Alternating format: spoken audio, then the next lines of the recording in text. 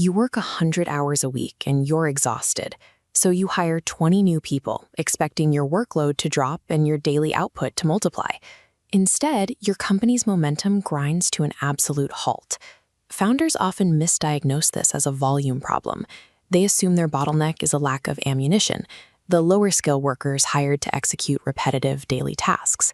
But bringing in task doers without leadership only creates operational chaos. You end up with 20 new people standing around your desk asking what to do next, which actually increases your own daily workload. Adding more hands to a broken system fails to increase total output. It simply multiplies the friction, dragging the entire company down. The reason your business stalls is that you are the only one doing the firing. You've built an organization where you act as the single exhausted barrel, trying to process all that new ammunition. No matter how brilliant a founder is, a single human being's intellectual horsepower has a hard mathematical ceiling. You cannot live 100 lifetimes to do 100 jobs at once. To increase your organization's throughput, you have to pivot your strategy.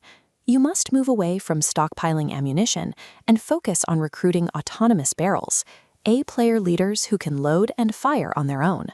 A company's enterprise value is strictly limited by its number of barrels. Scaling requires the founder to step away from the firing line and focus entirely on assembling a larger armory.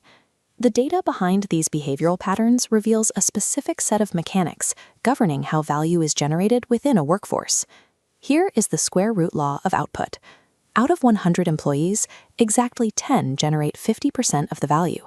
That impact spreads. Simply sitting next to a high-performing A player boosts an adjacent worker's productivity by 15%. When an elite employee masters your decision-making framework and values, they begin to operate with total autonomy. This level of trust creates a compound return on the founder's time that far exceeds any traditional investment. The math works in reverse, too. Bringing B players into this grid creates a negative contagion. Underperformers don't merely fail to pull their weight. Their presence actively drains the output of everyone around by 30%. Every new hire introduces a mathematical contagion into the workspace. Managed correctly, it multiplies the company's output. Ignored, it quietly erodes existing value. When you strip away the office space and marketing, you have to ask what actually makes a modern company worth billions of dollars today. Traditional barriers to entry are gone. Capital is abundant, and AI allows competitors to replicate complex code and products in a matter of days. At its rawest level, a business is nothing more than a pile of money, a direction, and a group of people using those resources to move toward a goal. The shared instincts and problem-solving abilities of those assembled A players form your culture. This is the one asset your competitors cannot instantly duplicate. It is your ultimate intellectual property.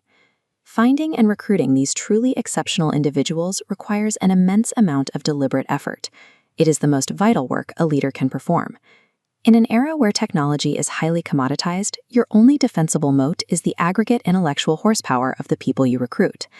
Think about your own organization. Try to identify the single most capable, autonomous person on your payroll, the true barrel of your team. Now, run a thought experiment.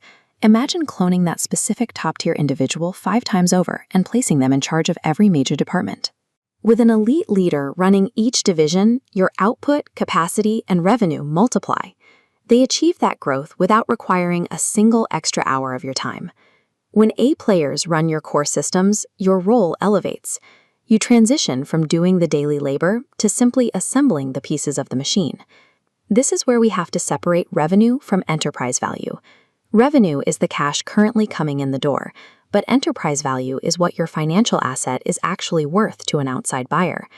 True enterprise value only exists when the machine operates flawlessly and generates profit while the founder is completely removed from the equation.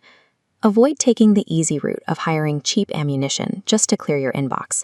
Commit to the high-stakes work of recruiting exceptional barrels. While common accounting treats salaries as an operational expense, the collective capability of your top-tier talent constitutes the actual enterprise value of the firm. Get the right barrels in place, and the obstacles sitting in front of your business won't stand a chance.